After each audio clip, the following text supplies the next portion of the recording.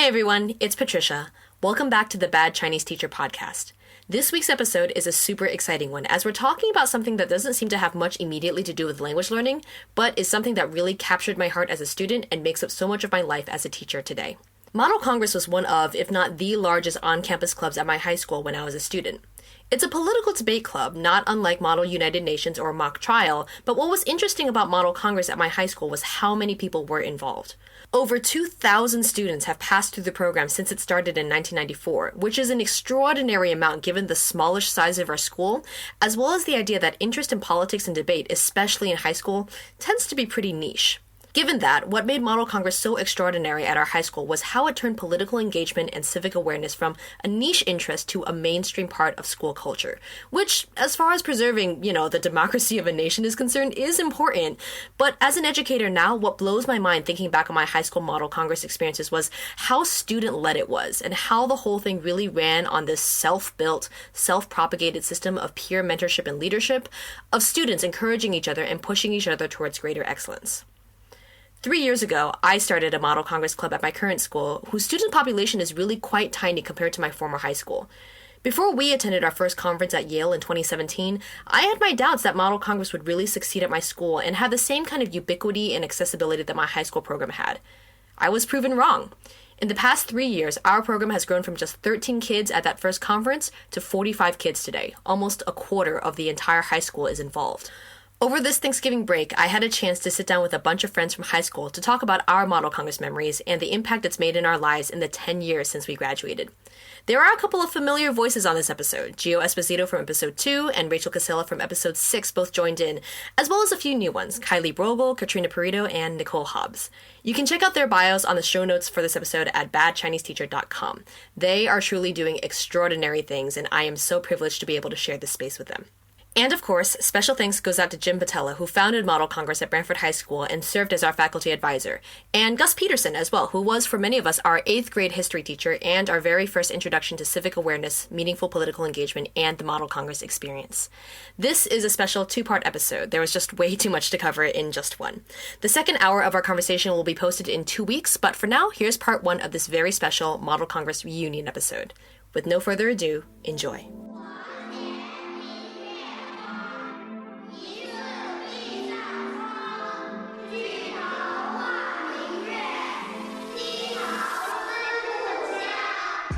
I'm back here with Gio and Rachel and a whole host of other people. We are a group of 6 today, and I think with the amount of memories between all of us, there's just a lot to talk about. So we all graduated high school together 10 years ago this year, which is really crazy to think about. How old do you guys feel right now? Your bones creaking? Do you feel, AARP has started sending you notifications? My brother actually has an AARP credit card because apparently you get discounts from that if you're not if you're not an old person. No, if you're not an old person. Non-senior AARP membership. I think that's like very peak millennial, like, you know what I mean? But we are gathered here today to talk about Model Congress, which we all did, amongst other things, together in high school. But I think this is one thing that we all 6 of us did amongst. How many people in our class were involved in Model Congress? Is there like a rough, can we estimate even a number? 50, 60 at least from our class of 300 people. Yeah, so that's a pretty decent chunk. So the impetus for this is because I currently advise Model Congress in my school. Our school is obviously a lot smaller, but I think this year we have about 40 kids involved, and our graduating one class size at my school is about 40 kids, so it's about a quarter of the high school. But I want to say that, like, proportionate to what happened at BHS, what's really interesting is that if you go to Model Congress conferences elsewhere, usually it's like there is a set of Model Congress kids, and that set is like usually a small handful of 7 or 8. But Model Congress at Brantford High School seemed a lot more ubiquitous than in other places. What kind of people, we're a pretty diverse crowd here. We have people who are doing medicine, we have people who are teaching, people who are involved in politics, people who are involved in science. But if we could describe, like, the typical Model Congress person at BHS, could we? Not really. I mean, what do you think drew people into doing this in the first place? Yeah. All of the pictures in that wing. Yeah. So, for reference, it was like in the hallway, it was I don't even know if you're even allowed to do this. It's almost as if like Patella, our advisor, just kind of monopolized one entire wall. It's a fire hazard. Oh yeah. To do that. Oh yeah, you shouldn't have that much paper sticking up. But Every that, square like, I inch. think I remember, like, because some of us did it in 8th grade, right? I remember Yeah. there was one year where, like, we Mr. got Peterson. snuck into with Mr. Peterson. We got snuck into Columbia Model Congress, which is a one-day conference, to kind of get a taste for what it was like, and seeing the pictures of like all the cool upperclassmen dressed up in grown-up clothes talking about, I mean, there's something about that to your 13-year-old sensibility that really draws you in. But like, having done that, you know, what, well, let's start with this. What is, like, most people have heard of Model UN, which is like a role play debate club sort of thing. Model Congress, as the name suggests, is that, except with Congress. And so a lot of people would say that, like, Model Congress has also this, like, civics education, you know, domestic politics oriented, like, angle to it that Model UN does not. As a point of reference, so Model Congress conferences are multi-day conferences, they're usually 4 days long, mostly for high school students. I don't really think they do this at the collegiate level as much. No? I think they only host. Yeah, so it's mostly, so it's very intentional, like a high school sort of like activity. 4-day conference run by usually undergrad students at Yale or Harvard or Princeton. And students come and they take on the roles of Congress people and they write bills and they debate the bills using the same parliamentary procedure that they would use in regular Congress, or kind of like a simplified version of it. And then, you know, they pretend to be lawmakers for 4 days. And the idea is to kind of get kids involved in the civic education process, but also, you know, it's just one of those things that, like, you get to stay overnight with your friends for 4 days and do fun things and pretend like you're really important for a little while.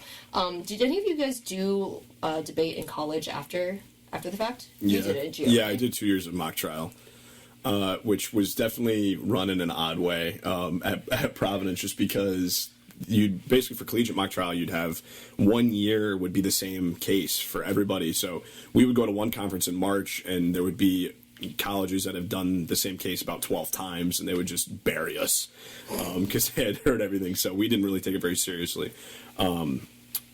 I don't know, having the background of talking, being able to give speeches, and just the familiarity with language, I guess that translated over from Model Congress to mock trial. Plus we did D-Court at Harvard Model Congress, which was kind of like mock trial, or really was mock trial.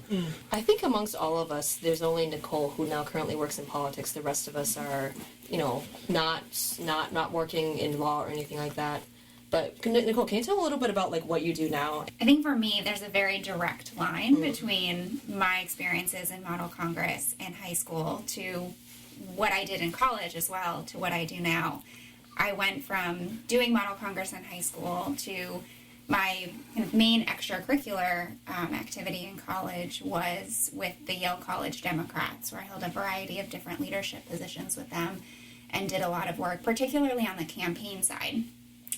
Which is not a side you see in Model Congress. There you've been elected and you're just legislating. You don't have to campaign. Although I think at Harvard we You did elect a elect president, yeah. Yeah, so And we there was did that. lobbyists, too. Yeah, that's true. Yeah, There were Grown lobbyists. enough. And then post-college, now I've worked on several different campaigns post-college, and now I run a political organization that fundraises for Democratic state legislative candidates. So for me, Model Congress was really the thing that sparked an interest in politics. It's now become my career. Yeah, I feel like a lot of teachers, when we go into this thing, it's kind of like, you know, you kind of start sussing out, like, who are your future, I don't know, presidents, you know, who are your future lawyers. But the reality of it is that, like, you know, I think we were talking about this before, that kind of life gets in the way, but you still carry those things with you. Rachel, you coach speech and debate at your high school as well. Like, you know, you're mostly a teacher. Yes. Everyone knows that. But you also coach speech and debate. And how did your experiences in high school kind of inform that? Well, I started Model Congress my junior and senior year, and I wish that I had started it earlier. I think we might touch on this later, that I was a little bit intimidated, and I saw all the pictures and all of the posters, and I was like, oh my gosh, like, those are, like, really, really smart kids or really, really cool kids, and I don't know if I fit in there. But finally, junior and senior year, I gave it a go, and I think that kind of changed my life forever, because I think I'm pretty good at arguing. But once you have, like, a target, an audience, a role, and a purpose, it kind of, like, helps you find that balance and have a clear, coherent like stance and argument, and you can like really be clear in communicating your point. So I think it just helped me become a better public speaker, and now I use that every day as a teacher. I'm constantly speaking in front of an audience, and I'm the department head, so I have to talk in front of boards of ed, and I really am not like super nervous. I have that like perfect amount of nervousness that kind of like gets you motivated to go. And I think having that experience in high school set me up to just feel more confident at university. I participated in 2 Harvard Model UN conferences. That opened my eyes to like a whole different like cultural perspective, because there were so many different universities from all over the world that, you saw somebody from France who was representing a country in Africa, you saw people from Latin America who were representing like European countries, and it was just wild. That actually blew my mind, because we had been participating in mostly like American style debates, and then even like your cohort were from the United States, so everybody had the same political perspectives, but once you finally had people who were from like a communist country having to represent a democratic one, it was insane. Now, I went to Quinnipiac, and we had a really small group, so we had the bottom of the barrel countries to choose from. Wait, what did you get? What was like? I got Mali one year. Nice. And I'm so grateful. I think I had to talk about, it was like on an energy, some sort of NGO for environmental protection, and I had to do like a lot of research, and I absolutely loved it. And my whole point was like not using Africa as a dumping ground, and like I got up and made some good speeches, and I was like the lowest of the low, but it was a really good experience. And getting up in front of whether it's 20, 100, or 1,000 people will help you in whatever you pursue in your future career life. It doesn't matter. It's awesome. I think every single person should participate in these speech competitions. Even in Model Congress, Patella, junior year, like we had to write a bill. Okay, what do we write it about? You decide. You figure it out. I'm like, I have absolutely no idea. Okay, well, get cracking. So it wasn't like, I think he threw us to the wolves in the best possible way. You really had to like do a lot of research on your own and like learn by doing. And again, that's the best way to go. Yeah, I think one thing that, like, now that I've been talking to other advisors, our program was really quite different, because a lot of coaches are very involved in this, and they can afford to do that if you have a team of 8 kids, right? Patella very much was just kind of like, hey, I'm the logistics guy, and I take lots of photos, and it was a lot of student leadership, which I know I wasn't my senior year, but you guys were. What did that kind of look like? Because you guys had a lot of responsibility in terms of not just, like, I don't know, keeping people alive. I think, like, some of you chaperoned on a trip, which is, like, kind of crazy to think about. But also being responsible for, like, I don't know, bringing in little freshmen who are like, what's the bill? Yeah. What do you guys remember from that like, teaching process? So, I work in medicine. I'm a physician assistant, and probably am the most removed from the typical political lawyer kind of atmosphere. And totally going off of what Rachel said, I think there's invaluable aspects to Model Congress that can seemingly not have anything to do with your future careers, even if you know in high school, I don't want to do this. A lot about speaking and being able to speak to either my patients, I feel really comfortable doing that, even about hard topics, or to hospital boards when I'm presenting on some new policy that I'd like to see instituted, because there is politics in absolutely every aspect, whether it's government politics or, career politics. But I think kind of one of my most memorable things from Model Congress, there's a ton, as being one of the presidents, you kind of run these practice sessions. It wasn't the administrator or the advisor doing it, and you are working hands-on with underclassmen, and everyone kind of knew that I'm super friendly, but like I wasn't good at the bill writing. I was good at the talking and helping and working through things with others. And at our last banquet of our senior year, we always had to do these surveys because Patella wanted to know absolutely every thought on every aspect. Very data-driven. And like to the, name a person and an experience. And like, you knew you couldn't just be like, I had fun at Yale. Like he would come and seek you out. And I remember one of them was, which president was most helpful to you, and a varying amount of like boxes you checked off. And at that banquet, Mr. Patella was like, so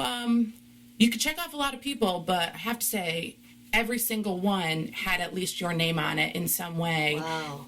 Especially for the freshmen. And I was like, well, yep, I did too. A lot of that with them. And that was really what I took from Model Congress, was the leadership and like personal interaction aspect, because you wouldn't come to me to help write your bill. That was just a terrible idea. But if you had struggles with standing up and presenting yourself, or like getting rid of the nerves, or how to kind of approach something, like that was something that I was much better at, which is a real aspect of this that may not always get thought about, but totally changed the way that I present myself and incorporate that into like my daily life, which is medicine, which you may not think has a lot to do with it, but totally does. And I think the other part of that is, in addition to all of the work, I mean, we would have practices several days a week where we'd start with the bill writing and then move on to where the presidents were chairing sessions. We also had our own, we were going to these conferences and participating ourselves. So I think that's another aspect of leadership that it teaches you, is the ability to both be a leader and be working with other people, but also having to manage your own work portfolio as well. Because we had a very intense Model Congress load ourselves senior year in terms of the conferences that we took on and the prep that went into that. And I think that's another skill that for all of us is carried into our lives in the future, is how to balance those roles. Should we like set up what a kind of meeting looked like when you guys were chairing?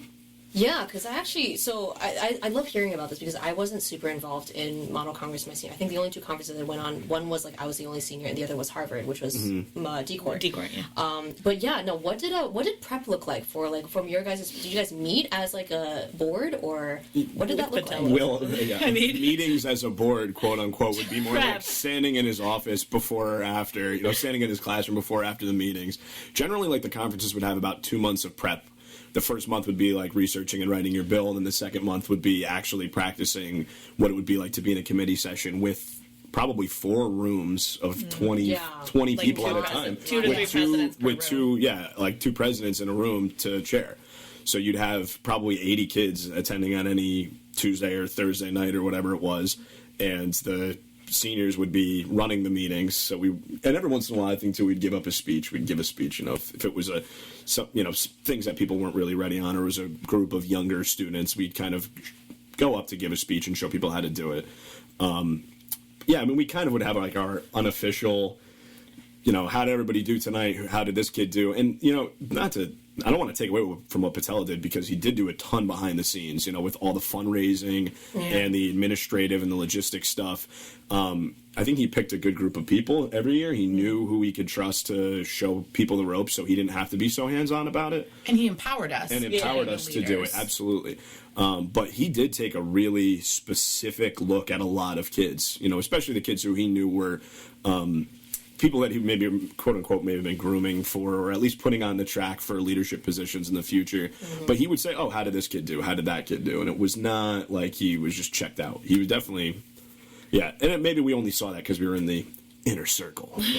But, also, for context, I think to really understand Mr. Patella, if you haven't met him, he really always has a serious demeanor, and he never called you by your first name. Not in school. You were always your last name, and you were snapping, and he was always fast-paced, and he treated you like an adult, and that was always across the board. He never treated you like a student, and so when he would do things, there was also no, asking, and no sugarcoating, so you'd have 50 to 100 kids in a classroom, and it'd be prep day, and he'd be like, Hobbs, Esposito, you're in room 2, Burrito, Brogel, you're in room 3, and these 10, you're going over here. And it was never, well, Mr. Patel, I want to be in someone else's room.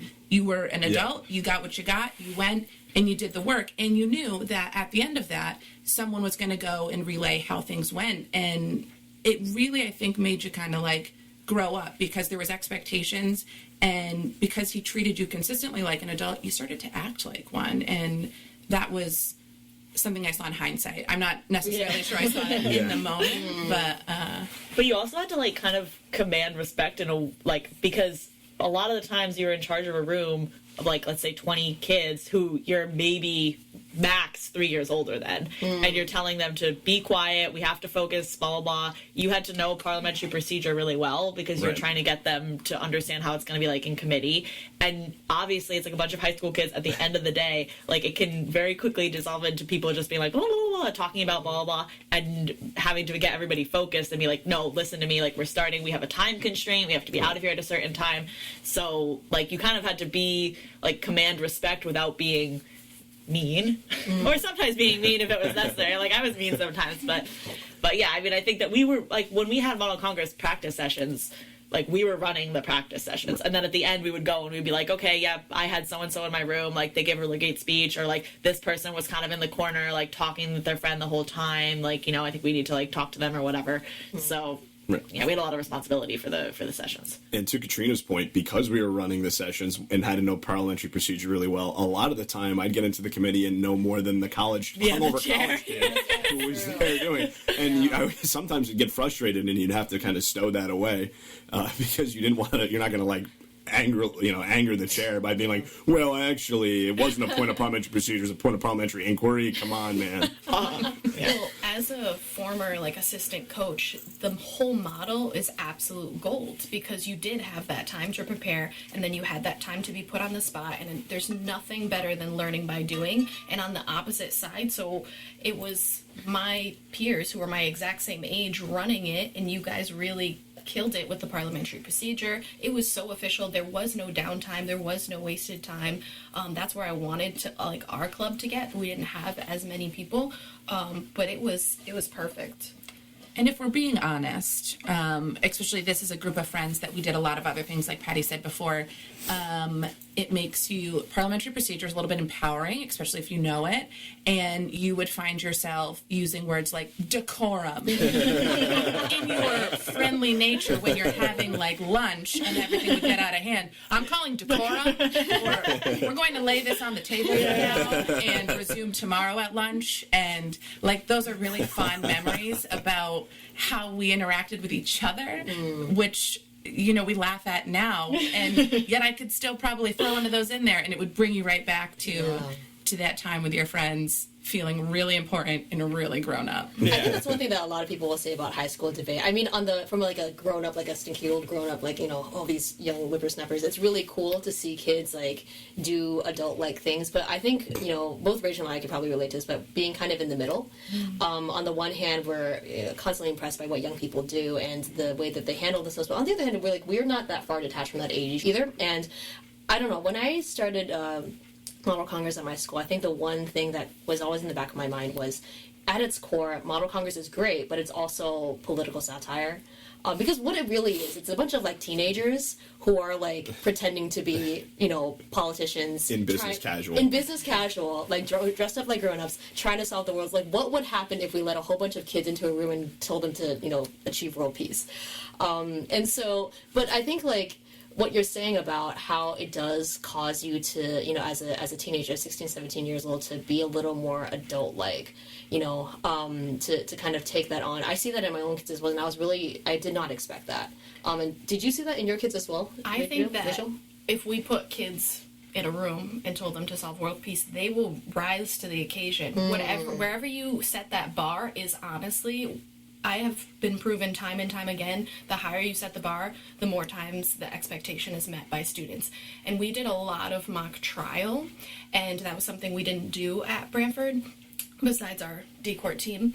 And I was actually just like in awe, like year after year after year, for cases that, you know, students had learned backwards and forwards or even on the fly, and they like demanded attention, and they kind of, you know, won cases better than when I was a juror. I was a juror on a murder trial, and you know, actually came into that in real life. In real life. Were any of you Context. ever? You were on a jury once. Yes. I was on a jury once. Were any of you ever selected for jury duty? I've never been called. Really? So I have to say that I have seen high school students like walk in a courtroom with more confidence and speak more clearly than actual lawyers for this actual trial I was part of. Yeah, I have and that is no exaggeration. The same experience. The case that I was on was not a murder trial. It was like a domestic abuse one. So you would think that there was a level of seriousness to all of this, but like I remember sitting in the courtroom being like, this is like watching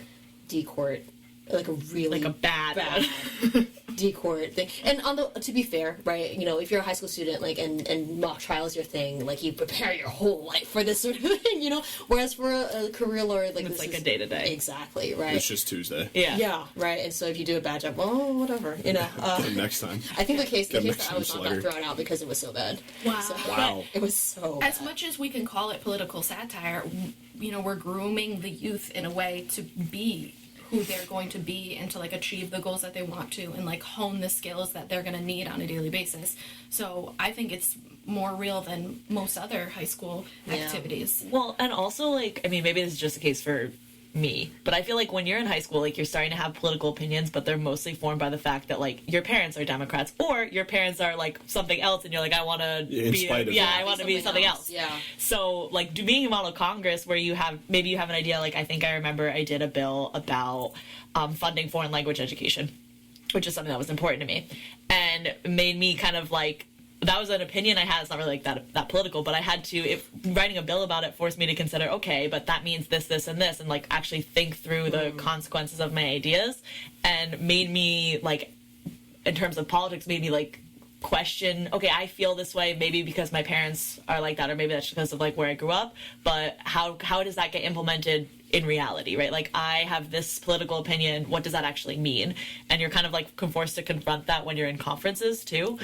And I remember, like, later on, I went to school in DC, and at one point I was there during the government shutdown, and I remember thinking, like, if this was a model Congress, like, we would have been able to get this done. Because it also, I mean, obviously there's extenuating circumstances, right? You're there, that's what you're there to do. It's like, it's fun. You're not going to leave committee and just be like, okay, well, forget it. Like, you know, we're just going to leave. We're going to leave here without a bill to present. Like, no, it's not going to happen. But I remember being like, yeah, I mean, I feel like most of the people I knew who were presenting a bill, like, were super well informed about the issue and passionate about it. And, like, you know, it made them be, it is like you're playing pretend, right? But like, I wouldn't necessarily say it's satire because it's like you believe in it when you're there, you know? And you also, because you're in a group with maybe 15 to 20 other students who are presenting different topics, you need to get well versed in a lot of different things very quickly. And not only does it force you to confront your own political opinions, but you have to now at least be able to speak intelligently about things that you hadn't bothered to think about already. Something that wouldn't really affect a typical 16-year-old. Now you have to have that in your wheelhouse, or you're going to sound like an idiot when you get up to speak. So at the very least, it's presenting these different ideas and different topics that you wouldn't have thought about, making you evaluate them critically, not just saying, well, I don't like this because I don't agree with it, and sit down. It's like, okay, you have to have, which is something that I encounter today when I'm getting in political discussions with anybody, is that a lot of people just have their opinion because that's the way it makes them feel. It's like, okay, well, why? Confront yourself with the actual details. You know, what specifically don't you like? What would you rather change? And that was things that you get confronted with at Mama Congress that I've continued to bring into my everyday life and discussions with people. To go off of that, for mock trial, all of our teams had to play, you know, both sides. Right. And it's just the best learning experience possible. They knew, you know, exactly what the other team was going to present because they had prepared for that. And the more we can do that in everyday life, I think the better we'd off. Seeing things from different perspectives. Yeah, every bill at Model Congress, it was never a perfect bill. You always could speak for or against it, talking about something. And it's like, being able to see things from other people's perspectives is something that we could really all use in today's political climate. Yeah, I think the one thing that I've always told my kids about Model Congress is that it's not as much about, like, I have an opinion on this one very broad issue and I'm just there to spout my opinion and just, like, you know, drop the mic or whatever.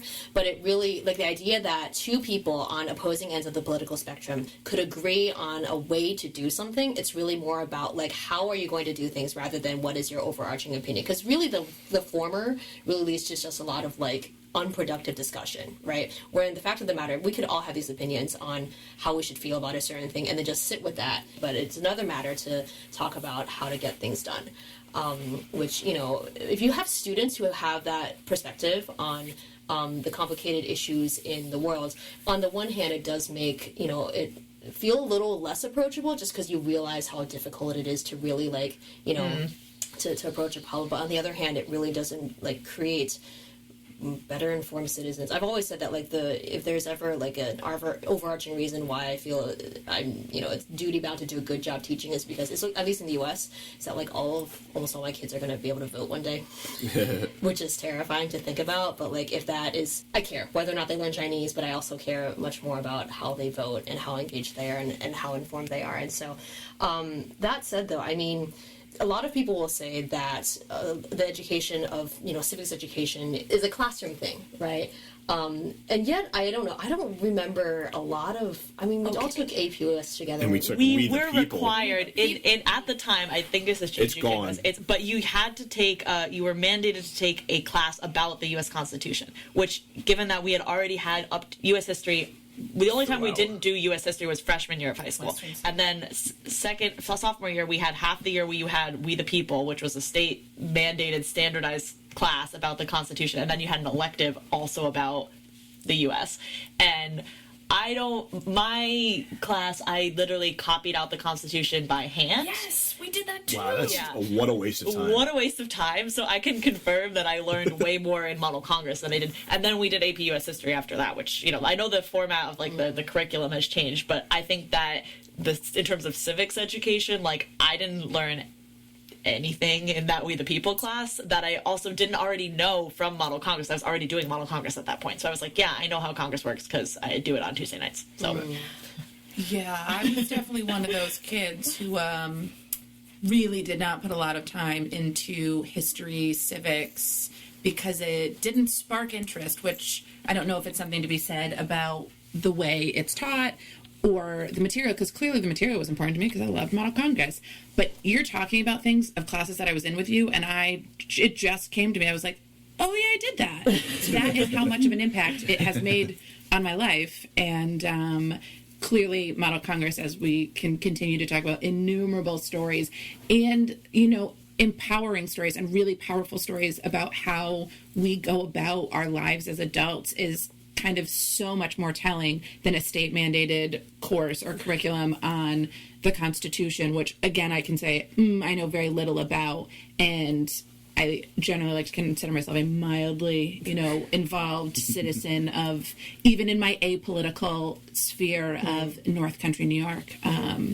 But, oh, yeah. That big chart paper, the big poster paper that you just rip off giant pieces, we literally had to write articles over and over again. That is such a waste of time. I mean, I think a lot of people will look at something like Model Congress though and be like, this is very difficult and maybe not accessible. I mean, I think our class was a little bit different because it was almost anyone who was anyone felt like this was a club they could join. But I mean, on the other hand, you could argue that Model Congress is hard.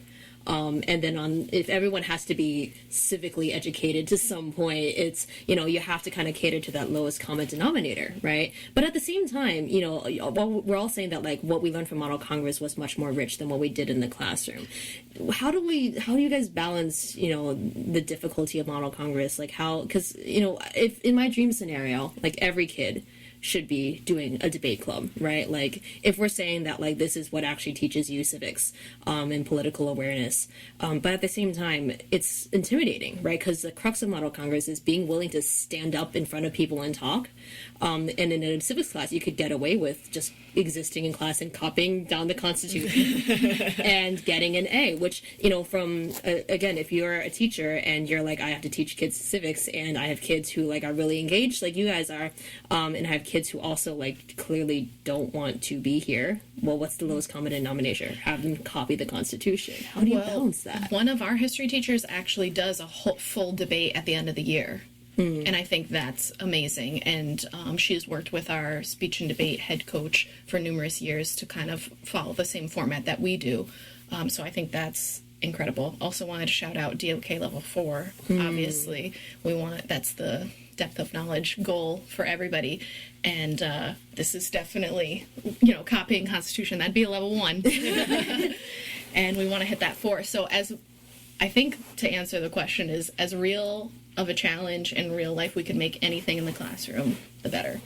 But I think, like, Rachel was kind of talking about this before at the beginning, that, like, I wanted to do Model Congress. Like, yeah, my friends were doing it, but also, like, the upperclassmen were doing it. I was like, oh, they're so cool. Like, those are the kids who are, like, really good at school. But, like, it was no one who did Model Congress that was, like, one of many things that they did. So I was like, I might never get to hang out with this person because I don't do any of the other clubs that they do, but they're like super cool and I want to like get to know them more. And and it also gave me, like, not all my swimming friends or choir friends did Model Congress, so I had like my Model Congress friends and stuff. So I think that even though when I first started as a freshman, I was kind of like, I don't know anything about writing. Like, they're like, oh, like you said, we're going to go in and, okay, write a bill now. And I was like, what does that mean? What does the format look like? How do I get an idea? Like, there was the presidents who would come around and be like, well, you could do it about this. What about that?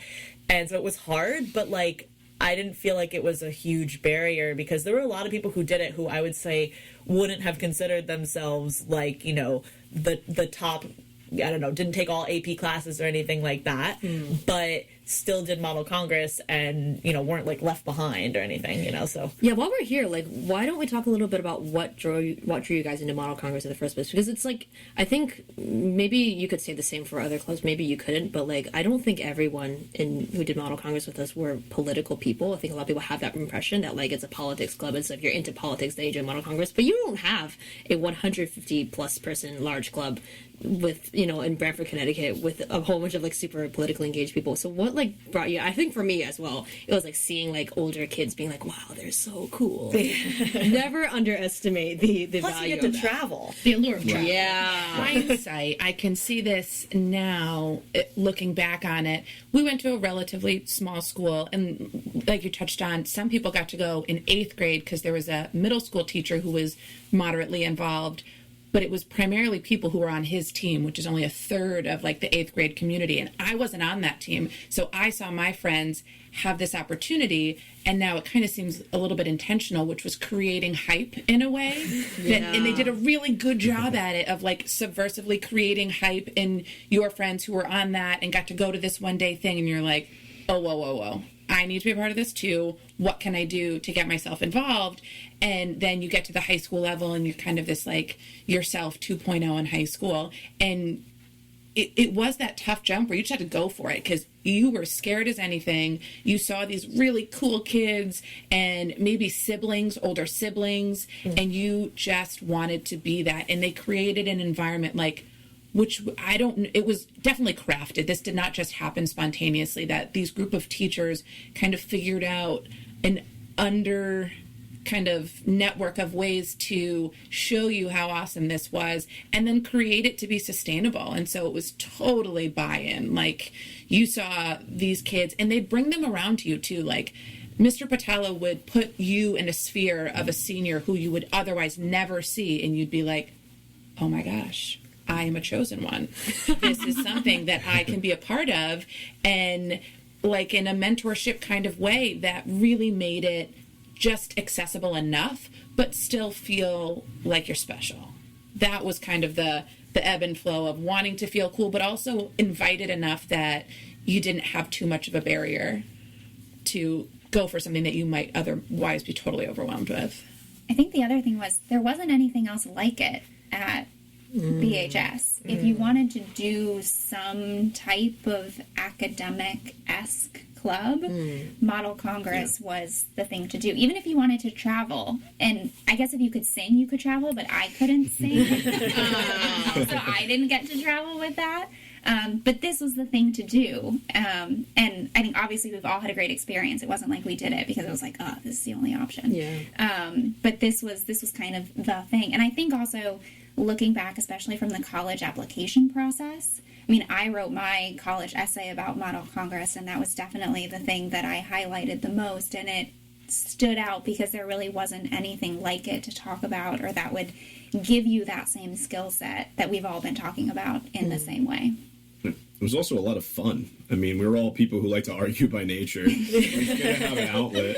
But I mean, here it is 10 years later. We're all still here. This isn't the first time we've seen each other. You know, we still have seen each other periodically through the last decade.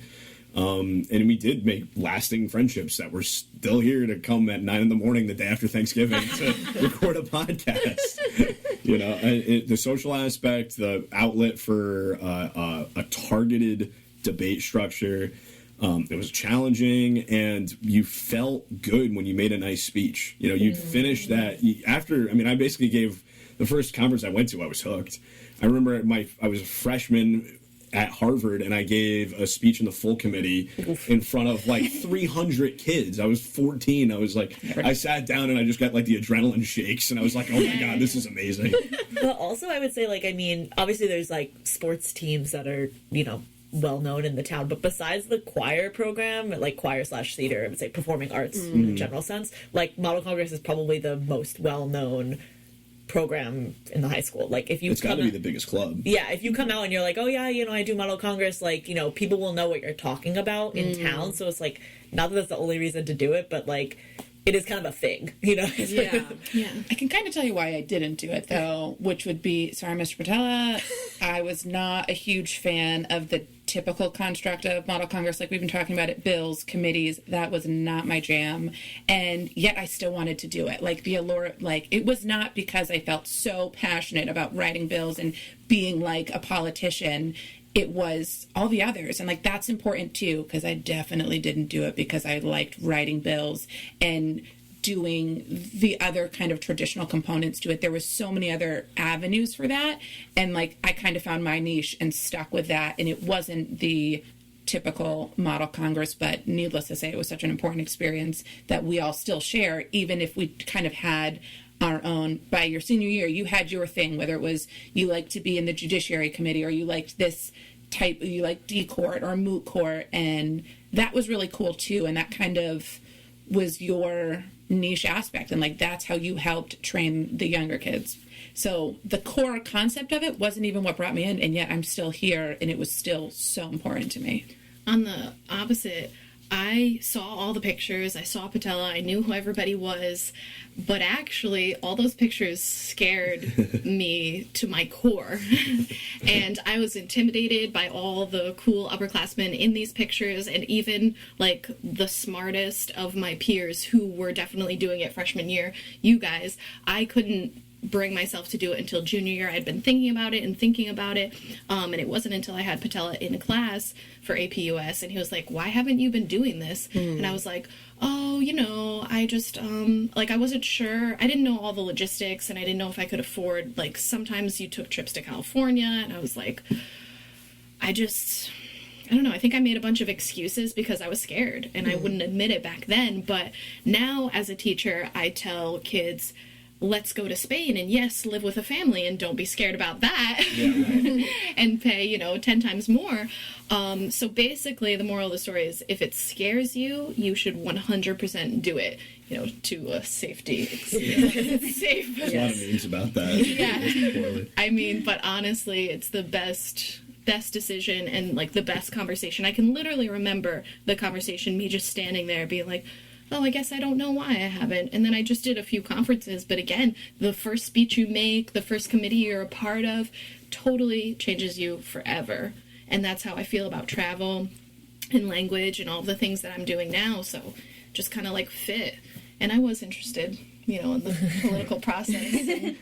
But even outside the people in this room, I'm still friends with people from other schools. Yeah, I was just about to say that. One of my friends, HB Woodlawn. Yeah, right. HB Woodlawn. Oh my God, love those people. And we played against them in D-Court. We literally we played against them in D-Court, and we became like very. I mean, I'm still like follow them on social media. I see them. I keep up with them. One of my friends from my Environment Public Works Committee at Princeton, I follow him on my beer app, so I can see what he's drinking all the time. It's like, yeah, Aaron, all right, good job, 5,000th IPA, good for you, bro. No, it is that you do make lasting relationships with people from your school and people outside your school, and it is a really cool experience that you don't get in other places. Even in the setting of like what would be peak academic competition where you are either with a group of your best friends or there were schools that you were definitely allied with, and there were schools that you, for whatever reason, were just vehemently opposed to, and you wanted... Not going to shout out, but we don't, we don't like Morristown. We know who we're talking about, and those still last with you, but there are some memories even between where we would go to these conferences all the time. You would get to know the college students who were chairing them because they may chair them several years in a row. And there was a real cool thing where if you were doing the mock court situation, D-court, where if you were kind of a top level team, in the middle of the night, someone would come knocking on your door and would give you the crisis situation, and you were going to be the legal team that, cracks the code. And one year, we had enough kids that went that Branford had 2 different teams, and by some fishy coincidence, Branford Team 1 went against Branford Team 2, and you got all of the information at midnight, and you presented at 7 a.m. You had no other knowledge about it. And it's a whole new case. It was whole brand new case. You worked like madmen overnight with your friends. You knew you'd be against your friends, and then you put your best suit on in the morning. Your best pantsuit or pencil skirt with your power blazer that made you feel great, and you walked into that room like you did not know your best friend because this was it. And you... A battlefield. And it was, and in the heat, oh my gosh, I remember yelling at you, Gio, so strong, every fiber of my being. And then at the end of it, walk out, have a couple more curse words, and but no, and then we'd go to lunch and then talk about every other aspect of how great of a friendship that we have, where in one moment you can be so passionate about something and then leave and feel like stronger friends for it. Totally. It trial by fire is so dynamic, and there's not really another place that you have that.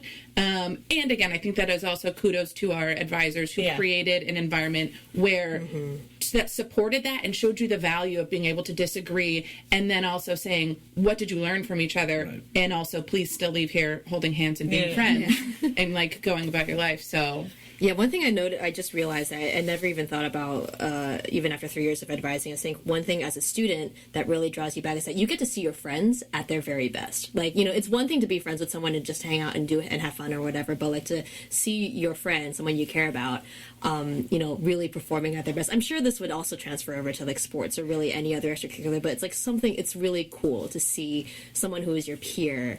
I just remember, that crisis case where it's Branford v. Branford, and seeing everyone noses buried in their affidavits, case files until 3 a.m. And it was just you got to really live through that together. I don't know if there's a lot of experiences like that, where you those relationships are really built through this seeing everyone at their most excellent. You really have a faith in each other that really you wouldn't really get anywhere else. So the other thing I want to mention based off of this is that once you get outside of the classroom and you're in front of an Ivy League college student, you want to impress that judge. What was the name of that judge? Aaron T. Frazier? ATF, Aaron T. Frazier, and JP Jacquet. Okay. Obviously. Sorry. And I don't know, so whatever level of competition you thought was at your high school, once you go against other high schools and you see the upper echelon that it exists across the country, that just puts you on a whole new level.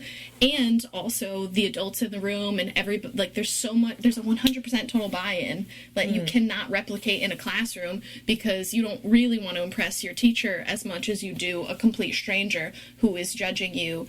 The Honorable Aaron T. Frazier. Yeah. Welcomes you into your presiding. I literally have a picture of that picture in my classroom behind my desk. Oh, that's so sweet. Nicole, you actually chaired at Yale one time or several times? I chaired 1 year, and then I was on the board of Yale Model Congress for another So that was year. more like logistics. That was more like logistics and running the conference. Yeah, how was that? Seeing that from that end? It was fun. Well, as we've talked about, our high school experience prepared us super well to be a chair, so I really didn't need to do the chair training that I have on us. There was no Geo in the room telling you the difference between a poignant. No. And then being on the board was also a really interesting experience to see how much goes into a conference that end, and all of the preparations and dealing with the different delegations and the bills that came in. My job was dealing with all of the bills that I'm so came sorry. in. I'm so sorry. And having to like make sure all the copies were printed and people had their packets and who sends their bill in late. I And never even thought about all that logistic stuff.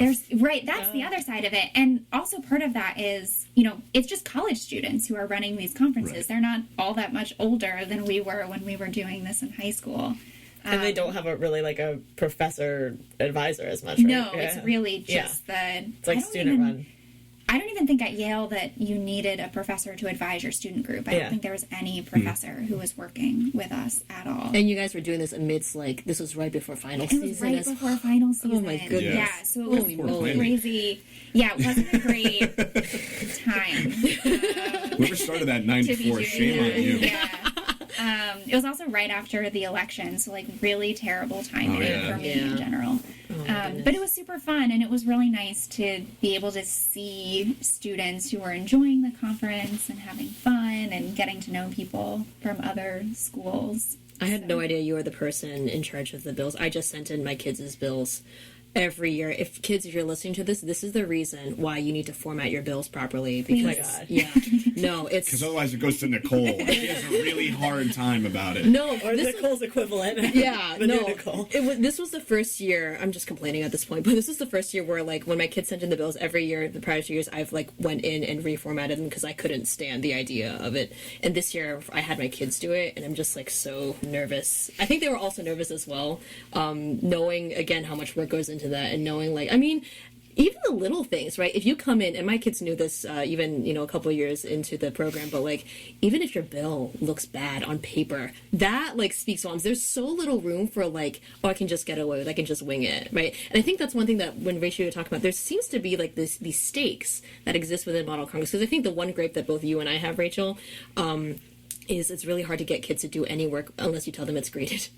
And that is like the only stakes. And then even within them, there's a way to like game the system, right? But with Model Congress, none of us, it wasn't a class at our school. No. It's a class at It's other a class schools. at some schools. Yeah. So there's like certain, like, I know that there's some schools who are just like, you get an A if you win an award, when I'm just like, I don't want to exist in that universe. Yeah, that's 'cause awful. I would not have taken that class. Talk about I would not have done that de-incentivizing class. students. Yeah, and I'm just like, man, how, I don't know. I mean, maybe I'm sure they have a reason for what they do, but I'm just like, how uncompelling would that have to be like, the only way I can get kids to perform at Model Congress is if I threaten them with with bad grades. But like, yeah, there's something about like extracurriculars. I think like, I don't know. I think there is still somewhat of a barrier to entry for like extracurriculars as a vehicle for educating kids, because again, like, I'm sure even within us in this room, there are a bunch of kids who also did Model Congress once or twice and were just like not, just scared. I know I've had kids who are like that, and that's very fair. It's not for everyone, but it is for everyone. Like you said, Kylie, I mean, there is a space for especially with special programs, which I think also for me, I found my niche in that is why I had so much fun doing D-Court. Never was an attorney, and I was very happy that was the case. I want to say that all of us in this room did D-Court. We all did D-Court. We did, yeah. And you were a press made it a secretary thing. once too, weren't you? We were in I press did. together. We Yeah, did press at we did Princeton. press at Princeton, which was very funny because it was not actually press at Princeton. It was like 3 people. And then The press chair at... did not want to be there. No. Yeah, like stuff like that happens, you know? No, and then the reason why I did press at Princeton was because I did press at Harvard. And Harvard's press was like, I actually met someone who I later went to Wellesley with at Harvard. She went Miss Elliott. It was fine, whatever. Not better. But yeah, stuff like that. I mean, it's just like, I have a lot of respect for conferences, especially how much work it takes to pull it off. Nicole, I'm sure you know that firsthand, but like, who really carve out spaces for all sorts of kids, right? It's not just about like, oh, the issues and you want to be a politician. But it's like, if you have something, there's a space for everyone, right? And I think there's a lot of, you can really respect that. But I want to talk a little bit about D-Court, since we all tend to have that in common. And it's just so different from, political debate. But it is like D-Court is the equivalent of like mock trial. Yes. And a lot of schools have mock trial, and a lot of colleges, like I would say like elite colleges, most colleges have like a mock trial team. So I think that if we had that's the thing is like, if there had been a mock trial club, I think that like maybe that would have had some competition for Model Congress, because pretty much once you did D-Court, but once you did D-Court, you were like, I do not want to be a regular delegate, because it's more like intimate, like it's smaller, faster moving. Like you said, there was that whole crisis situation, whereas like when you were going to the bigger conferences, like you might go to, like, even in your committee, you would have to like battle to speak because your committee would be like 50 people. Yeah. And so you knew if you were like, I mean, if you like to talk, like clearly we all do, like you were like, okay, D-court, like I'm definitely, if you were a witness, if you were an attorney, whatever, you were gonna get to participate, and you were gonna like be able to make an impression. And like if you cared about that sort of thing, it was a better chance for you to win an award because you were gonna get to speak more in front of the chairs and stuff. So What did the D stand for? district. Oh, District right. court. Yep. As opposed to Supreme Court, which at most conferences is basically the equivalent of moot court. Yeah. Which is... Yes. Which You I did that too. Yeah. Yeah. I did that. Yeah. You won first place at Princeton Twice. I went twice. The first year with Sergey, and we did awful, which was great. And then the second time with Kia, where we played Caitlin and Delram because you couldn't come because of field hockey. Yes. And it was in the championship. It was Brantford versus Brantford again, gosh. and we all had swine flu. Every single person had swine flu. And I got pretty swear far on that one, I've too. never had a more like poignant moment in my life where it was mind over matter, where the second they went like, thank you, you can, the defense rests or whatever, and I just felt a chill come over my whole body as my fever hit me. It was like, you don't need this anymore, you're mine now. I mean, the moot court was a lot of fun. That was Because we did do Princeton. one conference that was we did Princeton moot court at Princeton, Right. which was like more traditional moot court, and then at Harvard they had Supreme Court, which was moot court, and then they had D court, which was mock trial, and that was, as far as I know, the case that they used at D court was the case that you would have been using, because it's similar in high school mock trial. There's one case that you're arguing all year, and that was what they used. Whereas, so similar thing, like when we got there for D court, like that was the first time we were preparing that case. Whereas some of the other clubs, they also had a mock trial club, and so they were sending people. But who already D-Court knew also that. had like 3 cases. Yes. We had to work 3 Yeah. cases. Where in college mock trial, they do one for the whole year. Whole time. Yeah. So I literally, if I knew half as much of what my current students who do mock trial knew back then, I think it would have been a whole different story. But I remember being handed the packets. First of all, Patel made beautiful packets. Oh, I yeah, don't know gorgeous where packets. he Not so coordinated. eco-friendly, I will say, but Does I mean, he? he did have like 0.01 margins on That's everything. Single That's true. space. Maximum efficiency. Everything. Maximum efficiency. But Everything where was did in he get shorthand, them too. binded? He's This got a is guy. my question. Anyway, I'm sure he'll feel that question next time we see him. I'll make sure to bring it up when I see him next time. this day, I still have all the AP US color coded books. By the Yeah, way. totally. I remember sitting on the senior balcony with you guys, just staring at the packet, just like, what do I do with this? What is this? I don't even understand. And it just took a while to kind of like switch gears and be like, oh, okay, these are all the affidavits. This is like what we're gonna have to, sift through, memorize, and kind of like embody for this competition. And it was a total different ballgame. Go ahead, Nicole. The other thing I was going to say is, and I think this is a credit both to us and to Patella, but no one taught us how to do D-Court, right? There wasn't a team that had done that in a really long time. Right. So we just got these materials and had to figure it out. And same Right. thing with Supreme Court and Moot Court. No one had done that in a really long time, and we had to figure it out. Right. I will not forget. We've all been friends for varying amounts of time. Nicole and I go all the way back to like kindergarten, and it was our sophomore year. And again, if you've kind of gotten my tone at this point, I didn't love the committee, and I would do just about anything to get out of it. And I remember what felt like begging Patella to say, "Please, can I do something that's not this?" And he's like, "I don't know," because he had an algorithm. He knew what worked, and I just wasn't feeling it. And I said, Hobbs and I, because we also started talking about each other with our last name. at least at Model Congress. Right, within Model Congress, I was like, Hobbs and I, we can do this. He's like, well, we have our D-Court team. Well, there's this Supreme Court. Brantford hasn't done this at Harvard. If you guys want to give it a try, a little bit lackluster from that department. And we were like, all right, we got this. And so me and my best friend worked tirelessly to do this. Not a single clue what it was. Patella didn't have a really good understanding of it because he just never sent kids to that aspect. We were teeny tiny little kids, and we got our best blazers on, and we walked in, and what we didn't know, and probably for good reason because I would have been far more terrified, was that these people had either seen the cases and tried them before, and so the mock trial is just two people. You talk for 30 seconds, they talk, and you talk, and it's a back and forth, and you're looking in front of one college person, and boy, did I not know what was going on. And Mr. Patel would always check in. How are you guys doing? What happened? What do you think? How are you feeling about this? And this was two seniors from a high school program that clearly did moot court a lot. And we had so you kind of flipped a coin for the pro-con. And I don't remember the case, but whatever it was, we didn't get the side we wanted. It was not what we thought was your winning side. And we just went for it. And we walked out of there feeling like, well, maybe I'll never do that again. And lo and behold, we won. Like, this was the most mind-boggling thing where we were sitting there, we were like, well, we surely could have done better. And then it was like, in the honorable whoever says, Brantford. And Nicole and I look at each other like, one more time? And we walked out, and Patel's like, it's okay, you'll do better. I was like, no, we won't. We just won. And it was this whole new, and his eyes were just as shocked as our eyes. We were like, oh, yeah. We got something going on here. Yeah. And so I just remember going in with no idea of what we were up against, feeling so defeated because I think we left because they had to deliberate or something. Yeah, It wasn't. yeah, they would deliberate. Because Yeah, you had time. you were also debating against two teams. Like, you would debate, and then teams would take a break, and they would be the judges. Yes. Right, and whatever it was. And so we came back in that with was our... at Harvard. At Harvard. Right, At whereas Harvard, at yeah. Princeton, you were in front of college kids. Yes. And There was then still your a college final kid in the room, Your but- final round was 9. A full and a full Supreme Court of 9 judges where you'd say like one sentence and they would just constantly interrupt you with their questions. Yeah. Probably, I assume, how it is, really. I mean, not having tried a case from the Supreme Yes, Court that myself, is, that is how it works. I mean, my first couple Supreme Court cases. yeah, You know... Actually, I remember the same thing happened with our club. There were just a few kids that were interested, and we went to UConn for like just a workshop to learn how it was done. By the end of that workshop, I was like, okay, this sounds real tough.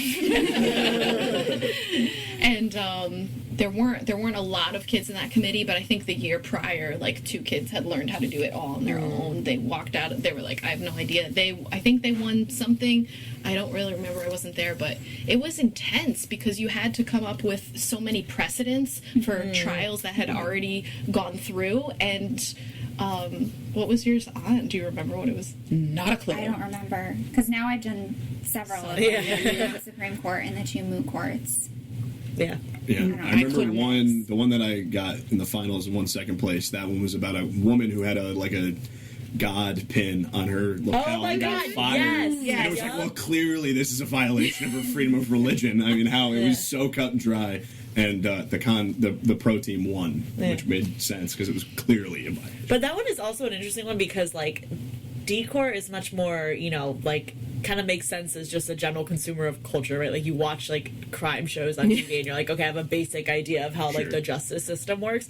But what's interesting when you do moot court is, like, you're not arguing the facts. Like, you're arguing about Precedent. the precedent and, like, the law backing it up. So I think that's, like, interesting for students because it makes you think at, like, higher level, right? Because decor is more about, like, who's more convinced. It's more acting, really, which is why a lot of us liked it because we were also doing performing arts.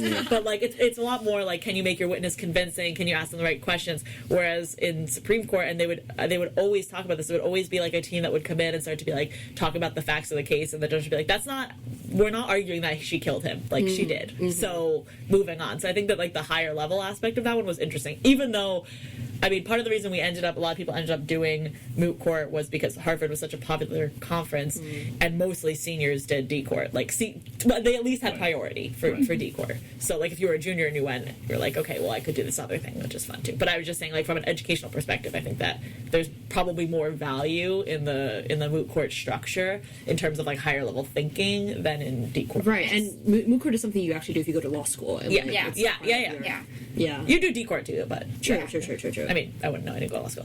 Yeah. And as we talked about briefly, like the format is, you have, I don't know if it's like 30 seconds or a minute to present your case, and then you have people starting to ask you questions. And in particular at Princeton Moot Court, it's college students who go to Princeton who are asking you these questions and specifically trying to throw you off in your argument. And you're 17 and just trying to fight I mean, back. that's takes a lot to be able to do that. And I mean, we all went and we all did well at that conference, which I think speaks well to us and the training we had, and also our advisors who prepared us to do that. Yeah, I think what's really interesting that we're saying all this, because I think a lot of adults, if they were to look at our 17, 18-year-old selves, and you'd be like, this is perfect training for a career in politics, right? The reason why you're building up these skills, public speaking skills, whatever, legal knowledge, constitutional knowledge, is because you all apparently are all going to be lawyers one day, right? And that obviously is not necessarily because we've all talked about how the many aspects of Model Congress really shaped who we were. But at the same time, there is a certain like nicheness to Model Congress, right? I think what's really interesting is that and I think Patella this would be one of the selling points. One of the things he's really proud of is that because Model Congress isn't as ubiquitous, the schools that tend to compete are like private schools. Yeah. There weren't a lot of like public schools. There weren't a lot of large public schools. I feel like the term imposter syndrome was not really a thing when we were in high school, but definitely was when we were in college. Despite that, it was definitely something that I know that I felt coming in, especially since that we didn't have a ton of prep. For better or for worse, right? Yeah. Not as if we had Patella was an advisor, but he wasn't necessarily coaching us. And so, like we said, for better or for worse, a lot of what we did was we figured it out ourselves. But I don't know. I mean, when I took my kids to their first conference, I knew coming in that that imposter syndrome thing would come up because you feel like within our own bubble, we are all the top students or whatever, you're the smartest person in the room, whatever. And then all of a sudden you go to Model Congress and man, I am the dumbest person here. I literally know nothing. All these kids are one of my kids will say, they're all walking encyclopedias. What am I supposed to do? But nevertheless, I mean, that's something that could really kill a person's interest in really anything, be really discouraging. And yet all of us kind of managed to get through that. I feel like it made you have a chip on your shoulder, because I feel like I would come in and be like, well, nothing against private schools. People go to private schools for various reasons, but a lot of times we would be in there, we'd be the only public school in there, and a lot of people from the private schools would come in with these, oh, you go to public school, so that means you don't know anything, or you're getting a bad education or something. And I was like, well, let me just win the award. Let me just win this gavel. But I also think, I would say, Branford is a very privileged town and everything, so we have a lot of advantages. But I will say that I think that some of the clubs, whether in a public or private school, probably had a lot more funding than we. I remember, like Rachel, you were saying, the trips are not unsubstantial in cost. The cheapest one is probably $200 maybe, and that's the day one, I think. And some of them are $600 or more. Right. Mm-hmm. And my parents were always pretty much yeah, this is a great club, but you want to go on these trips, that's your money that pays for that. So the thing that was also, you were talking about stakes before, I was always kind of well, I paid to come to this conference, so I'm not going to pay to sit in a room and do nothing. You know, so. That's true. Going back to the imposter syndrome, I think for whatever you plan to do in life, faking it until you make it is, my mantra, because it seems like every week or every month something is thrown at me and I'm like, how am I possibly going to pull this off, whether it's a trip or a club or a meeting or whatever it is. And I'm just there's no going back. You just have to kind of go through and do whatever you have to do, and it kind of prepped us to be able to do that in real life and kind of have the confidence to fake it. I think we were also kind of instilled in each other, and Patella instilled in us, where you would know, you'd go into your committee and there would be that one guy or girl who had an air about them that was not welcoming, that had a superiority complex from whatever school that they went to, whether it was what they were wearing or how they presented themselves. You immediately were turned off to wanting to engage, because isn't the whole part of this to be a committee and you're working together to get this bill off the table or whatever your goal was. And we were always explicitly told, don't be that guy. Be the person that people want to approach and want to talk about. Be the strongest, most confident, welcoming and including kind of person at the table. That doesn't mean don't play your A game, but you can play your A game and win awards and make allies and make allies, right? And it was very clear that whether it was don't play into the private school complex of it all. You come from a public school, be proud of yourself for what you do, show them who you are, which has nothing with regards to exactly what school you came from, but also be an ally, be someone that makes this a functional system, which is why I think our club works so well. And when we kind of started this whole conversation on, we're adults now in the real world, and we have a hard time having conversations with other adults because they do still have that either elitism attitude or not wanting to hear the other side. That was instilled very clearly that if you want to make it as a good member of society, you need to, one, be open to those other aspects, and two, it is not mutually exclusive to be able to be firm and confident and to be a not nice person. Like those don't have to go hand in hand. And if that's not a life skill that you can keep using every single day. And I think that even when some of us, and it's also hard when you get your groove on and you're winning awards, you can kind of start towing into a place that may not be your character, and you'd get called out, whether it was by your friends who were like, hey man, you're better than that, you don't want to be that guy, or by your advisor in that adult-like way of, you are better than that, and I've watched you be better. Don't start towing into a line of something that you don't want to be, which is humbling, and it's like a really necessary thing to hear, and I think makes us all better people for it. And being on the other side of those adult conversations, being like, oh, I clearly remember being taught this as a teenager, and like, not everyone gets that. Hey everyone, hope you enjoyed that episode of the Bad Chinese Teacher podcast. This is just part 1 of a 2-hour-long conversation, so to catch the second half of the episode, make sure you're subscribed wherever you listen to podcasts to know when that episode drops. If you haven't followed us on social media already, be sure to do so. We are at Bad Chinese Teacher on Instagram, at Bad Chinese Pod on Twitter, and search up Bad Chinese Teacher Podcast on Facebook. If you want to keep up with me, Patricia, as always, you can follow me on Instagram at Patricia Liu, on Twitter at Patricia SQ Liu, and you can read my latest writing at my blog, which is blog.patricialiu.net. All right, have a great start to your week, and we'll see you next time.